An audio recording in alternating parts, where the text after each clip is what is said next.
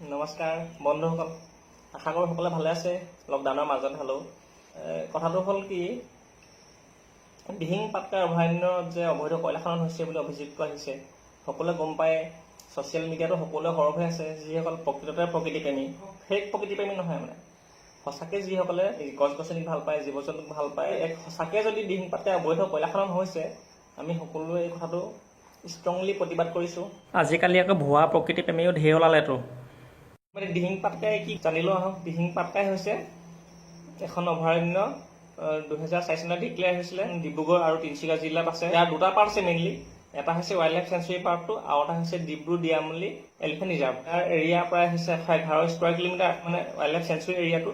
আৰু ই প্ৰায় 575 square kilometre এৰিয়ালৈকে spread হৈছে। স্প্ৰেড হোৱা এৰিয়াত আছে শিৱসাগৰ ডিষ্ট্ৰিক্টত আছে, ডিব্ৰুগড়তো আছে, তিনিচুকীয়াতো আছে, আৰু এইফালে অৰুণাচলৰ চাংলং ডিষ্ট্ৰিক্টতো আছে, তিৰাপলৈকেও আছে, বিয়পি আছে। দিহিং ৱৰ্ডটো হৈছে মেইনলি কছাৰী ভাষাৰ পৰা অহা। উজনি অসমত যিমান দি লগা ৱৰ্ড আছে, দিহিং, দিচাং, দিখৌ, ডিব্ৰুগড়, ডিগা আৰু ডিফু, এই সকলোবোৰ মেইনলি কছাৰী মূলৰ হয়। আৰু দিহিং পাটকাই এখন হৈছে ইণ্ডিয়াৰ চবতছে ডাঙৰ ৰেইন ফৰেষ্ট। ৰেইন ফৰেষ্ট মানে হৈছে বৰ্ষাৰণ্য।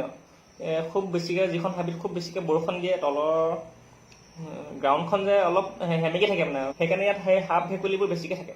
সেইকাৰণে মানে এইখনক দিহিং পাটকাইক আমাজন অফ ইষ্ট বুলিও কোৱা হয়। ইয়াত প্ৰায় 100 বিধ অৰ্কিড আছে। অৰ্কিড মানে কপৌ ফুলৰ নিচিনা তেনেকুৱা, আৰু প্ৰায় 293 টাইপছ অফ বাৰ্ডছ পোৱা যায়। 70 বিধ ৰেপটাইল পোৱা যায়, সাপ ভেকুলিকে আদি কৰি তেনেকুৱা সৰীসৃপ জাতীয় প্ৰাণী, আৰু প্ৰায় 50 বিধৰ ওপৰত জীৱ জন্তু, মেমেল যিবোৰ স্তন্যপায়ী প্ৰাণী বুলি কওঁ, বাঘ হওক, হৰিণা, ভালুক চালুক। ইয়াত বিশেষকৈ হলৌ বান্দৰ বহুত পোৱা যায়। বন মেকুৰী আমি যে মেচাকি কওঁ, হেপা কওঁ, সেইবোৰ চব পোৱা যায়। কেটলা পহু, বনৰৌ, ৰয়েল বেংগল টাইগাৰ, ক'লা ভালুক, নাহৰফুটুকী বাঘো পোৱা যায়।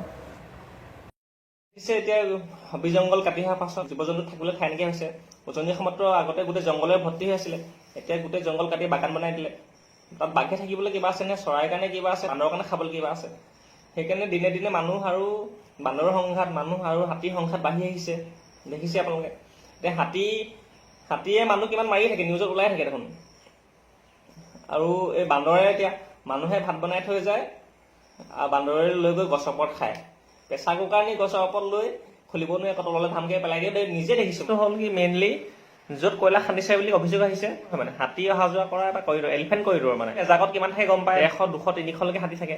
চৰকাৰে যিখন হেৰি বুলি ঘোষণা কৰিছে, ৰিজাৰ্ভ, মানে তাত কোনেও হেৰি কৰিব নোৱাৰে, অবৈধভাৱে একো কৰিব নোৱাৰে। তাতো যদি গৈ মেলি কয়লা খনন কৰে, তেতিয়াহ'লে থাকিলে কি আৰু। সেই আমিয়ে আমাৰ ভৱিষ্যতৰ কথা ভাবিব লাগিব। আমি অতি সোনকালে প্ৰতিবাদ কৰিব লাগিব, নহ'লে আৰু কেইদিনমানৰ পাছত অক্সিজেন কিনিব লগা হ'ব। আৰু যি পৰা 30 বছৰ আগতে কোনে ভাবিছিলে যে পানী কিনিব লাগিব বুলি। আজিকালিতো চবে পানী কিনি খাব লগা হৈছে। অকল দূৰৰ কথা, গা ধুবলৈও পানী কিনিব লগা হয়, বাচন ধুবলৈও, কাপোৰ ধুবলৈও পানী কিনিব লগা হৈছে। 30 বছৰ পাছত, 20 বছৰ পাছত যে অক্সিজেন কিনিব নালাগিব, কি কথা আছে। সেইকাৰণে এতিয়াৰ পৰা সজাগ হওক, গছ পুলি যিমান পাৰি ৰুৱক, আৰু এনেকুৱা যিবোৰ ডিফৰেষ্টেশ্যন, মানে জংঘলবোৰ কাটে যে, এইবোৰ এইবিলাক নিদিওঁ কাকো। দিহিং পাটকাই পৰাই আমাৰ নৰ্থ ইষ্টৰ কাৰণে বেছিভাগ অক্সিজেন তাতে প্ৰডিউচ হয়। সেইখন জংঘলে যদি কাটি দিয়ে, থাকিলে কি আৰু কওকচোন।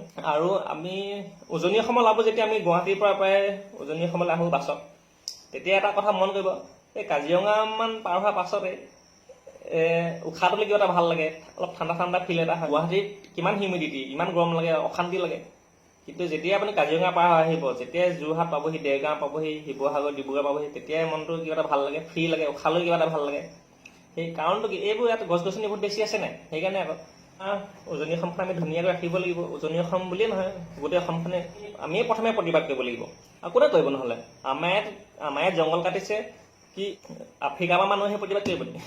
আমিয়ে কৰিব লাগিব। আৰু এতিয়া বেষ্ট ৱে হৈছে ফেচবুকতে আমি প্ৰতিবাদ কৰিব লাগিব। সকলোৱে যাতে চকুত পৰক, ওপৰৰ মহলৰ চকুত পৰক। এইটো বৰ চেঞ্চিটিভ বিষয় মানে। আৰু এই গছ গছনি যদি নাইকিয়া হয়, আমি অক্সিজেন পাম ক'ত? চব মৰিব। VIP নৰ্মেল মানুহ।